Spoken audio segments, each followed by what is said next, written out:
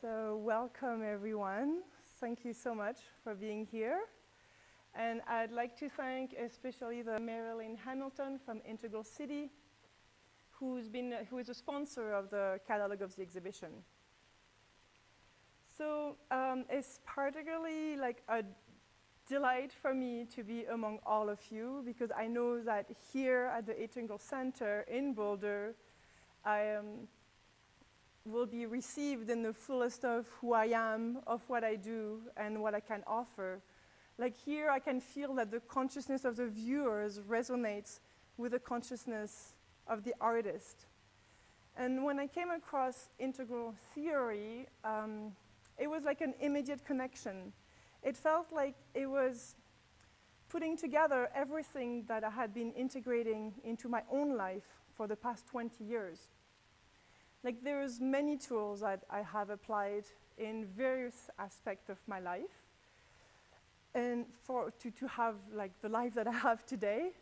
For example, meditation is certainly the foundation, but it's far from being the only thing that I felt I needed to become the person or create the life that I wanted to have.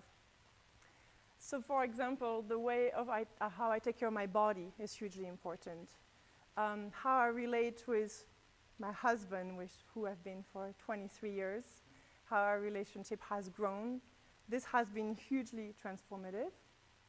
And then my 3 children, they are my best teachers, insisting that I am present, honest, authentic to their needs, desires, and interests.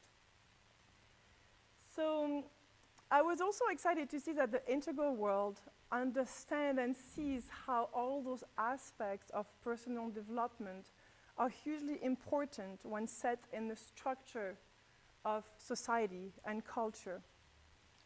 So today, and I didn't bring it, I'm going to look really stupid. I wanted to start talking, beginning with, it's coming. I needed my little assistant. She's lucky I didn't inherit it. Yeah. Beginning with this. So this is like my pen, my violin, my microphone, my microscope. It's like my mind, my heart, my connection to this life. With this brush for change, I inspire others, I spark creativity, authenticity, self-expression. I lift the spirit of others, but also myself.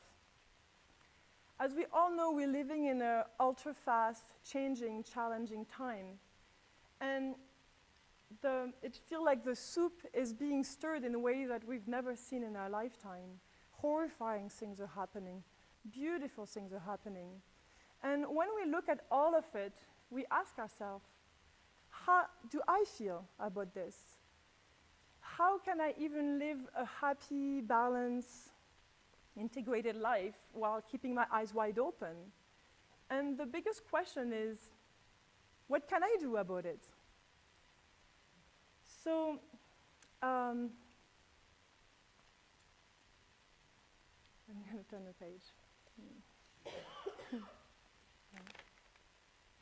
Yeah, I know that here I am among a group of people that perfectly understand that positive change has to start from within. Like if we wake up in the morning and we feel miserable and we start yelling at our kids, then what kind of positive impact can we even expect to have on the rest of the world? Positive, sustainable change can only happen with positive, sustainable consciousness. Like Mahatma Gandhi says, you must be the change you want to see in the world. It is when we work with serious intent every day, in every aspect of our life, that we prepare the ground for like this, what can I do about it, to emerge. So for me, it is my art that emerged. And my brush became my tool of expression, my torch for inspiring change. So now let me ask you and invite you to share with all of us what kind of brush do you use in your life? Are you at a point where you're using your brush for change, or are you still working at finding your own voice? Jeff, I know you use a microphone, but maybe there is something else that I don't know about. So if you don't know consciously yet what your brush is, trust, I say consciously because I know there is a part of you that does know what your innate talent is. And I encourage you to trust that by allowing it to become clear, the answer will come. And trust is key. And I encourage you to trust that your mind, your heart, your body will guide you when you ask for it to show up, when you prepare the ground. So how do you do this? By sitting in silence and listening, by exercising regularly, by eating well, basically being kind to others and having a well-balanced, mindful life. And it might be that just this is your brush. That maybe just by living this positive life, that will have an impact on others, that by raising your own energetic vibration, you will help raise the collective consciousness. And this is definitely your lot. So I would like to let you know that I wasn't always an artist. I don't come from a family of artists. And when I was a little girl, I would have never imagined myself a second that I could have been an artist. And actually, I'm still kind of getting used to seeing this paintbrush in my hand. I come from an upper middle class Catholic family in Paris, France. And I know how my parents used to think about artists, because naturally, this is what I used to think about artists. And I used to think that artists were weird, and that they found inspiration only in deep deranged suffering, that they lived a life of debauchery and most likely used drug and alcohol. Even earlier this year, I was interviewed by this journalist, and she believed exactly that artists only create from the depths of the suffering. Seriously, I can't believe I used to think that, especially now. But it's good because now I can, be here and prove myself and prove others and the rest of the world that this is simply not true. That being an artist can be a positive story of change, that it's even part of a greater transformative movement. That I've met also so many artists that live peaceful, integrated life. And it's actually a quality of life that our world needs now more than ever. So how did I, the good little girl that was getting prepared to have this bourgeois, comfortable, regular life, became the artist? So the first big shift wasn't planned at all. I was on a student exchange in Spain, and I decided to go backpacking in Morocco. And it is there, in an old dirty bus, that I actually fell in love at first sight with a man from Canada. And we spent only 2 days together in Marrakesh, and that's all it took. 2.5 years later, we were married. And I moved from being a student in bustling Paris to being the mother of 3 children, a boy and then 14 months later, twin girls. Here we are. And then moving in the countryside in Canada. So that was a huge, unplanned, drastic change for me. But so the story doesn't stop there. After 3 months of parental leave, after the twins' birth, my husband and I went to listen to this conference in Toronto from director of Hippocrates Health Institute in Florida. And we were hoping to hear information about how to eat better, how to grow sprouts and drink wheatgrass juice and fasting. But the whole conference wasn't about that at all. It all came down to this big question. He asked the crowd, how can you live a life that is 100% vibrant and healthy? And why don't we live a life that is 100% vibrant and healthy? So for us at that moment, it was like a deeply spiritual, provoking question. On the way back from the conference, we stopped on the side of the road to nurse twins, and we looked at each other's eyes, and we just knew at that moment that the day after he was supposed to go back to work, he would not go back to work. So that was a huge realization. And it wasn't courage or it wasn't madness, although it looked totally crazy with 3 young kids at home to take care of. But what ignited this decision for us was that we just could see what was ahead of us, which was going to a job that we didn't like, collecting a monthly check, and then waiting, having little time for ourselves, even to be with our children, and waiting almost, 30 years. So the alternative was the unknown, and that's what we chose. Now, we had no idea what we're going to do, but in our eyes and heart, we knew it could only be better. But the beauty of jumping into the unknown and committing to live a life that we would love is that we're also jumping into the ultimate potential and embracing the infinite creativity. Like the German lyric poet statesman Goethe says, at the moment of commitment, the entire universe conspires to assist you. So here we go, that's what happened. About 2 years later, after we quit our job, we had 2 successful businesses. We didn't even know we were entrepreneurs. So how it started is that after the conference, I started to grow sprouts for our family. And then I catered a raw food course, raw food for a course that my husband was taking. And I had grown too many sprouts, so I bagged them, I made a little label, and I went to the local farmer's market. I gave them to one of the farmers to sell them. And he called me the week later. He said, "Why don't you bring me 12 more bags?" So next, I went to the local health food store, and I gave them 12 bags. And they called me a week later, "I'd love to have 12 more bags."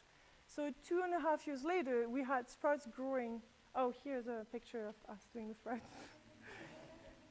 We had sprouts growing everywhere in our house, and we were the first people wholesaling sprouts and delivering all the health food stores in Toronto and the organic delivery boxes in all the area. You even made a sweater out of sprouts. I know! That was a present from my sister. That's why that picture is awesome. So then the next business that we started is a seasonal business, and it's called the Funky Clothesline. And we started by making those unique big baggy shorts with pockets that my husband dyed, and I painted funky drawings on them, and we would sell them at festivals and jewelry craft show all summer throughout Ontario. So basically, 2.5 years later, after we quit our job and wanted a life with more time, we were busier than we ever wanted. And then we decided to sit down and remember the promise that we had made, that we wanted a simple life. So we made a decision to sell Sports for Life. It would have clearly been the most financially secure business to keep for a family, but the silver lining of selling Sports for Life is that it gave us the money to put a down payment to buy our first home, which is 2 hours north of Toronto. That's where we live now too, on the river in the forest. And also, because we were keeping a seasonal business, we now had from September to May to ask ourselves that question. How do you live a life that is 100% vibrant and healthy? So now we knew a lot about health. We were drinking green sprouted elixir every day. We still do, not when we're traveling. And we were home with our children, both of us. We had a lot of time to wake up slowly, to meditate, to review our day as parents, how we could have handled situations better. we were living in this like most harmonious, beautiful, peaceful place in the middle of the forest. And it is just this, was so transformative. So it is in this healthy, simple context that I started to paint seriously. The images just started to arise naturally. So often people want to know how to be creative, and I tell them, you can't just be creative, especially if you run around busy all the time. You need to prepare the ground to be creative, and it is work. It's like taking care of your plants, and then they flower. In the same manner, the images arose in this naturally out of my heart and mind in this natural, intelligent movement. And I like using the image, the metaphor of the garden and taking care of it, because nature is actually the core themes of all my paintings. How we connect with it quietly, how we connect with the planet, with the cosmos. Our humanity suffers terribly from a nature deficiency, which is clearly reflected in our global ecology and how we even take care of our own bodies, how we communicate with each other, how we share our resources globally. In our cities, we are literally removed from nature with little or no grass under the sole of our feet and a few visible stars that connect us to the great mysteries of life. Our mind, our heart, our soul suffers terribly from this disconnection from nature. If you were to ask me, Gaia, where do you get your inspiration? I will say without hesitation, nature. Nature continues to be my best teacher. You can see it all over my art. But at the beginning, it wasn't like that. Each image that I was painting was always related to something from my personal life. And then as I continued to paint, and also as I was showing my work to the world, I realized that from my little haven in the middle of the Canadian forest, I had been painting, I had been tapping into the universal consciousness and painting the story of our humanity. Then later, the images all started to make sense and how they were connected. And I felt that I was led by brush, if you will, toward that change.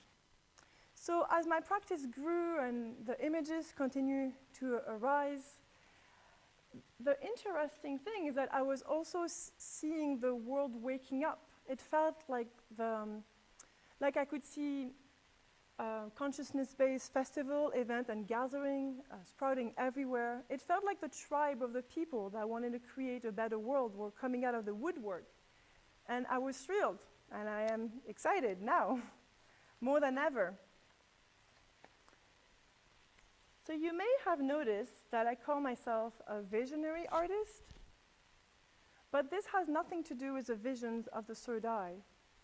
As I work diligently at my own personal life, I find that I am drawing my vision for a new conscious world. Others are doing the same with their own unique talent, field of interest, or specific knowledge.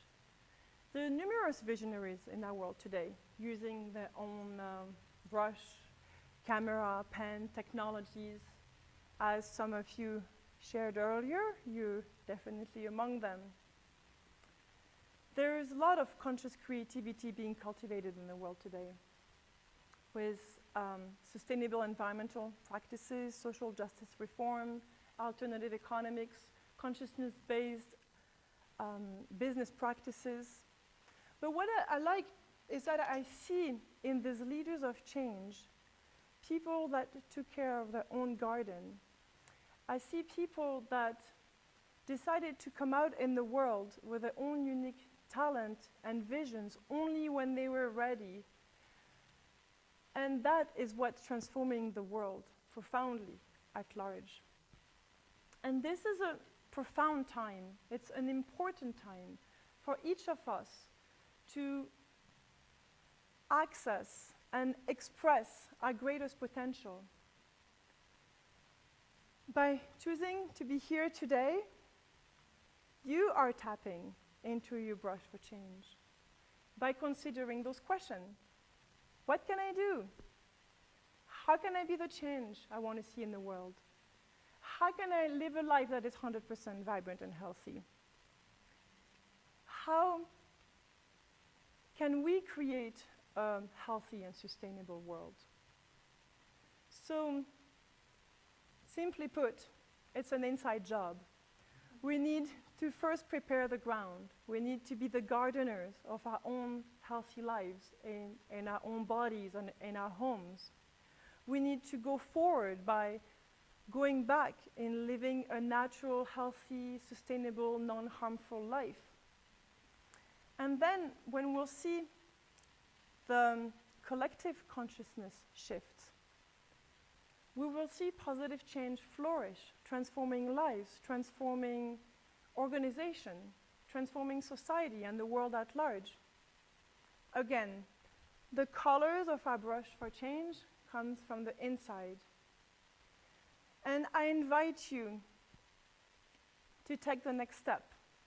I invite you to tend to your own soul garden. I invite you to reconnect to the intelligence of nature and your own true nature. I invite you to be inspired by living mindfully every day. By taking the time to be your own best friend, you become a friend to the world. By joining others who become the brush for change, you change the picture, our future. The history of humanity has always been told by artists, with their painting, carving, sculptures, design and potteries, music, poetry. Who are the artists who are telling the story of our changing times today? So I encourage you to join me. Take a hold of whatever brush you may have. Throw away this paint by number canvas. Take a hold of a fresh blank one. And let your higher self guide your heart, your hand, your visions. Tend to your soul garden and trust that the magic will happen. Because, my friend, we have no choice but to believe that it will happen. Thank you very much.